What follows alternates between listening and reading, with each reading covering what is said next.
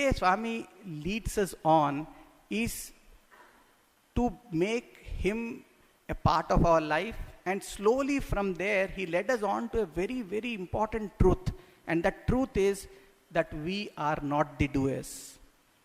I'll give you a beautiful experience for this.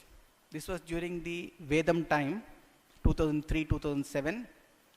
During this 4 years period, there was no set Vedam pattern. Means in the sense the suktas were not Monday has to be this sukta, Tuesday has to be this sukta. There was no rule. Swami used to come and sit, and I used to have a list of suktas that we knew printed on a paper. I used to show it to Mr. Vednarayan sir. What should be the next suktam or the mantram that we'll pick up?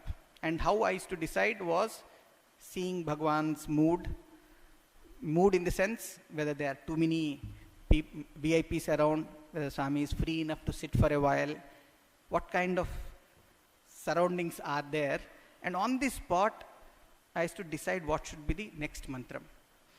So this is how we used to chant, and Swami used to come and sit for hours, because that was the beginning of Vedam. Swami wanted to encourage Vedam, so hours together used to just sit and keep listening. So we used to go from one mantram to another mantram without any set pattern, all on the spot decisions. And I was like a Vedam DJ in a sense, right? So feeling very proud about it. In fact, once it so happened, Swami had come onto the stage, Swami was sitting there, the primary school children also had come, and you know Swami loves primary school children also to chant. But at that point of time, they knew very few mantras. So beautifully what we had done on the spot was, one mantram which they knew we used to chant, very next time I used to choose a mantram which they did not know, and third mantram will be something that they knew. So their involvement was also there, therefore Swami was also, our only intention was Swami should sit on the stage and listen to Vedam as long as possible. Nothing else was our intention. So we were playing around like this. End of that session, Swami sat for a long time. Swami was damn happy, chanted along with us in some of the mantras, and then Swami went in and all the Vedam boys started saying, "Wonderful selection, sir. The way you managed is phenomenal." So slowly that ego was coming in. Yeah, I am phenomenal. You see, I know what I am doing. Sort of a thought was coming in. And following day, I used to have lunch in the North Indian canteen at that point of time.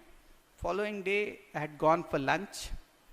And as I was standing in the line, see how beautifully Swami teaches. I was standing in the line for lunch.